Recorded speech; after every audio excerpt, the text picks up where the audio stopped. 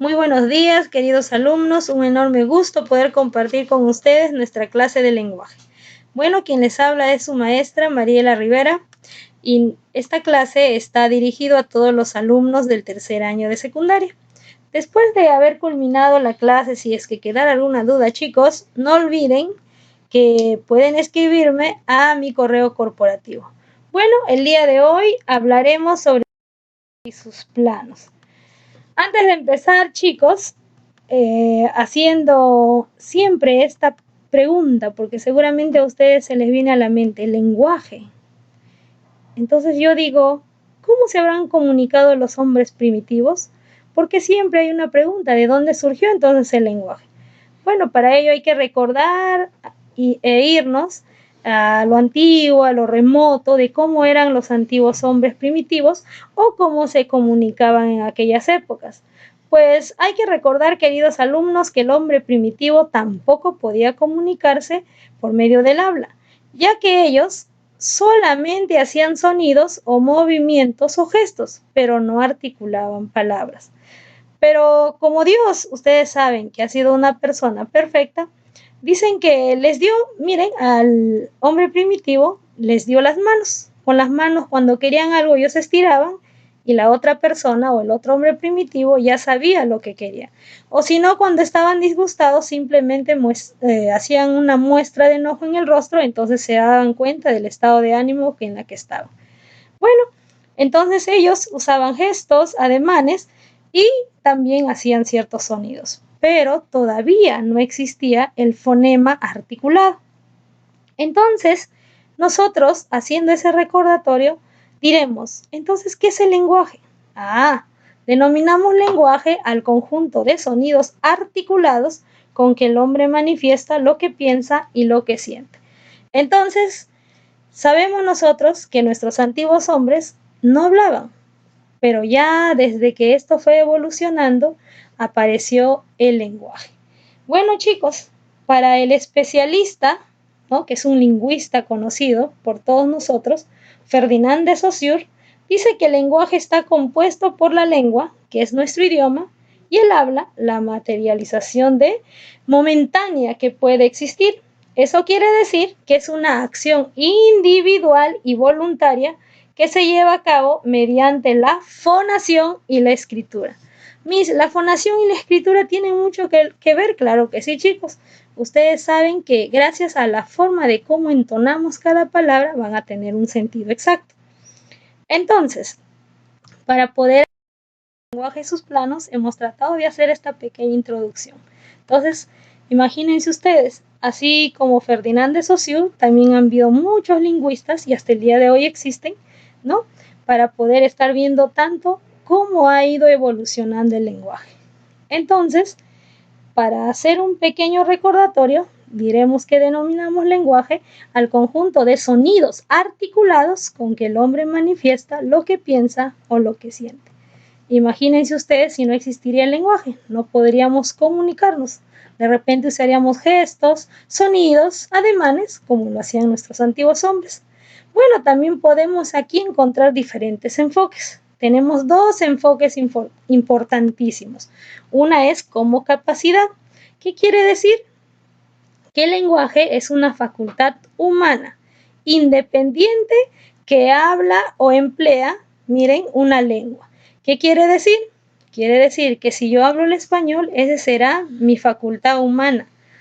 Solamente soy yo la que se va a comunicar con los demás por medio de esa facultad, que puede ser mi lenguaje español. Ahora tenemos otra capacidad como instrumento. ¿Es innato? Claro que sí, porque hay que recordar, así como dice que es una facultad humana, cuando decimos que es innato, es una herencia biológica. Yo nazco ya cuando abro los ojos, ¿no?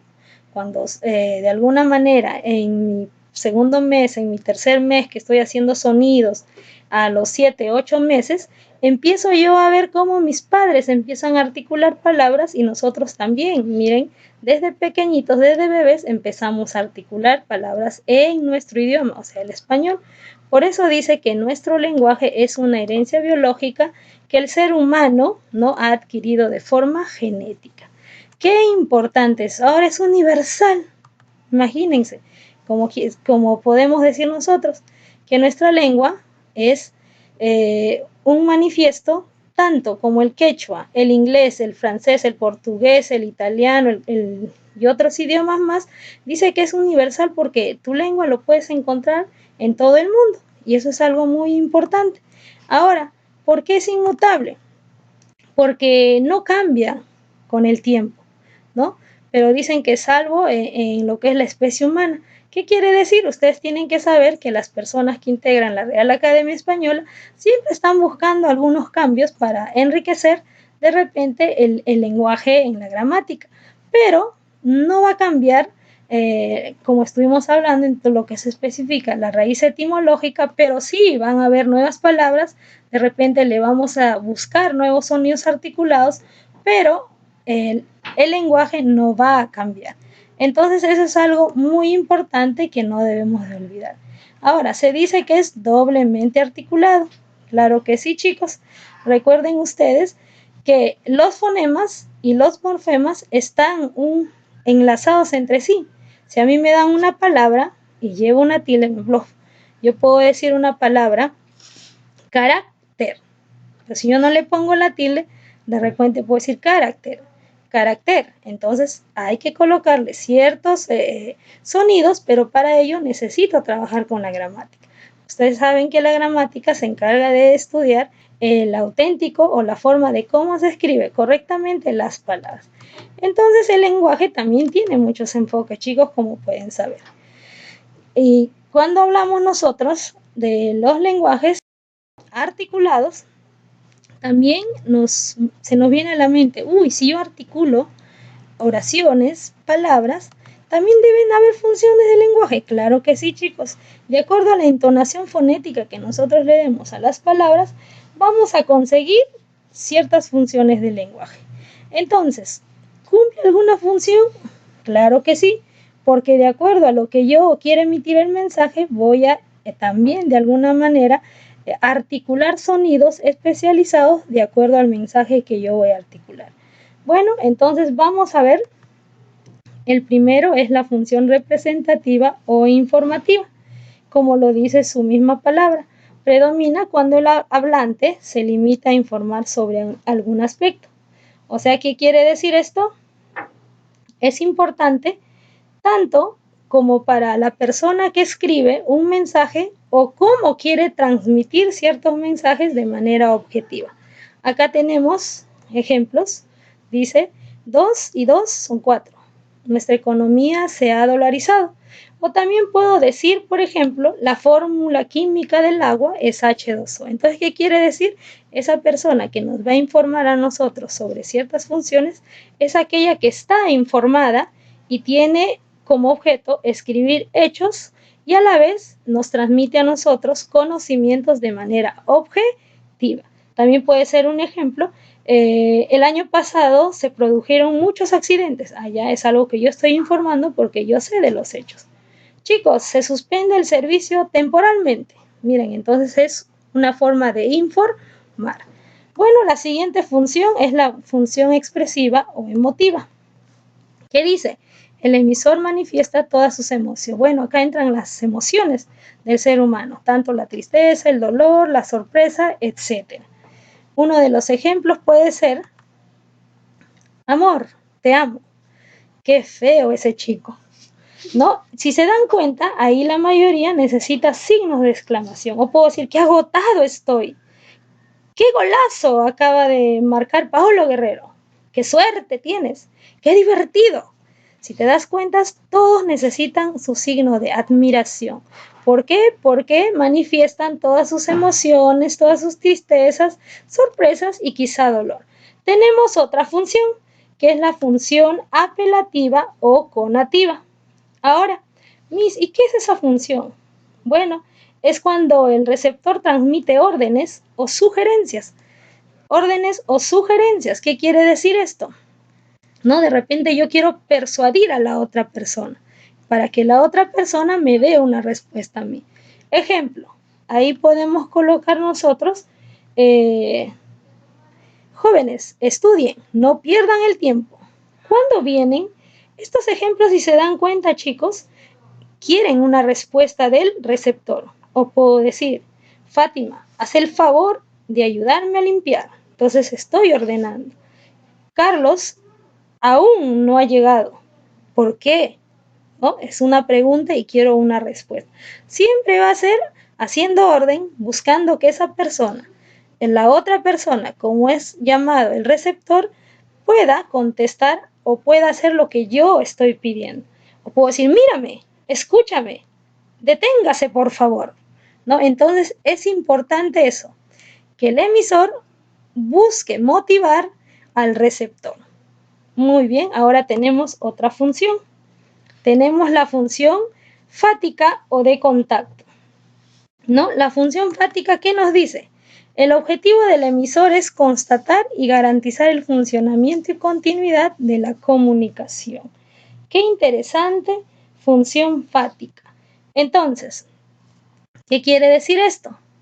Yo puedo agarrar y decir, tratar de que la persona, ¿no? De cierta manera conteste a lo que yo le estoy informando. Pero acá no hay órdenes, simplemente hago de que esa persona capte, ¿no? Lo que yo quiero decir, llame la atención hacia el receptor, que el receptor esté atento a la información que voy a dar, ¿no? De repente puede hacer un saludo o de repente le puede decir, ¿dónde estás? ¿Me escuchas? Discúlpame, ¿no? O buenos días, señor.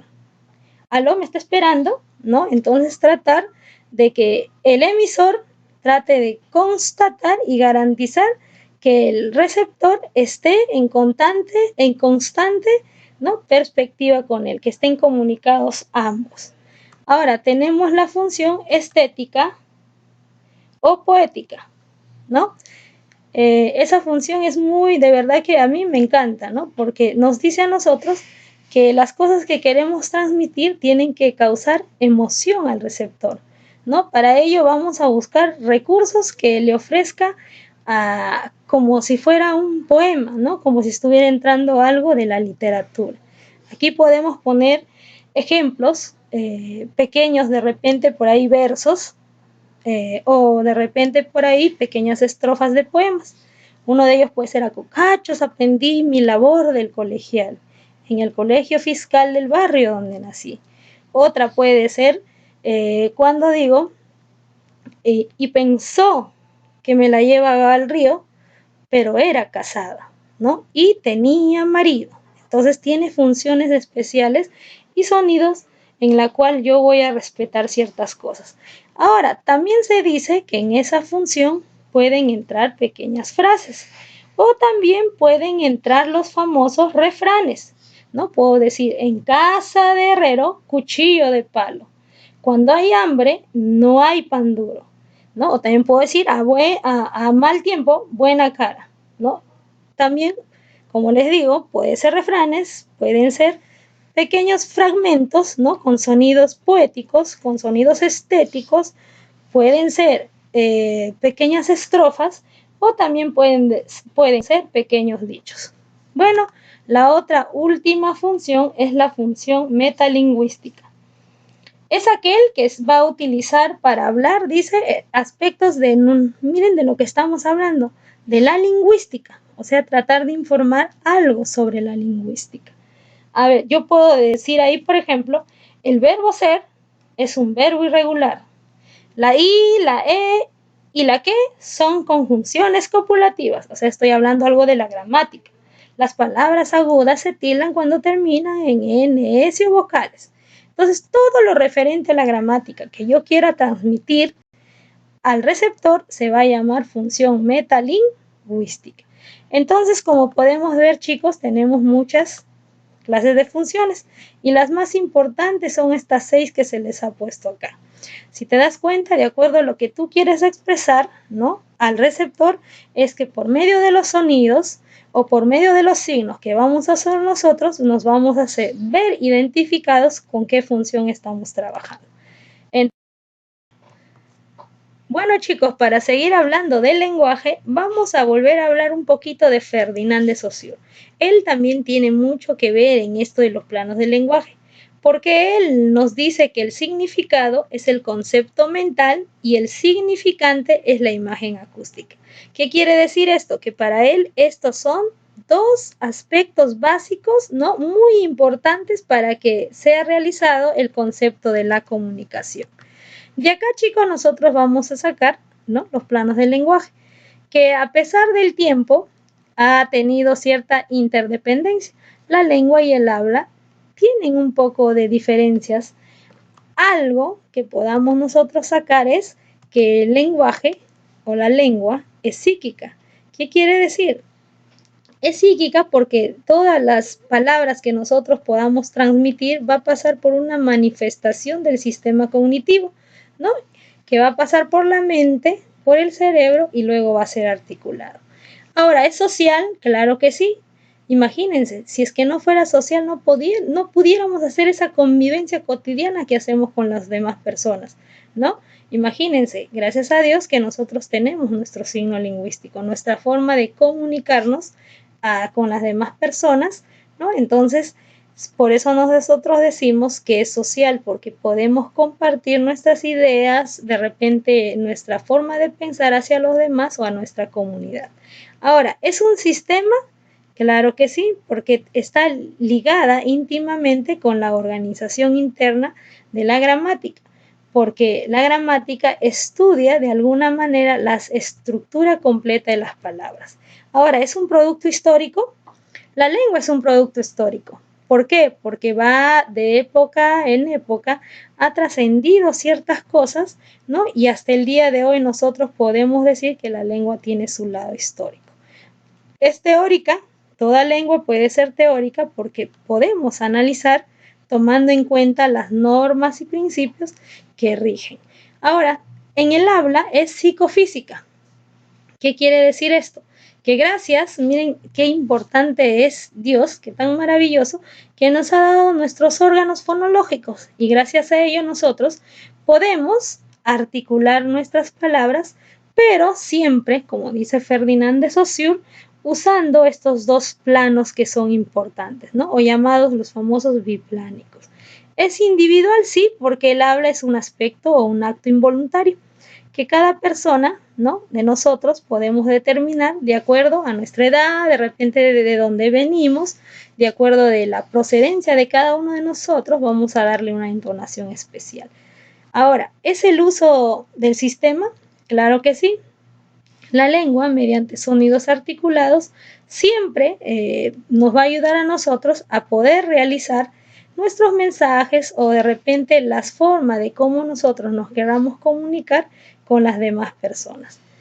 Es acto momentáneo porque nosotros a la hora que dialogamos es algo que va a salir así, de momento, y vamos nosotros a emitir, ¿no?, ciertas palabras que vamos a ir pronunciando y vamos a ir reflejando ahí el mensaje que queremos transmitir.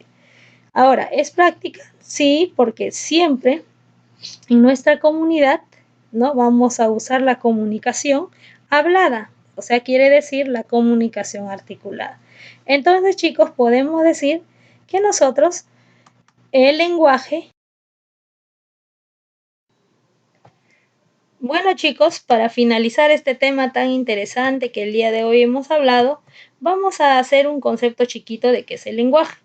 Diremos entonces que el lenguaje es el conjunto de sonidos articulados con que el hombre manifiesta lo que piensa o siente.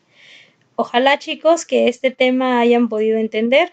De verdad, ha sido un gusto poder compartir una clase más con ustedes.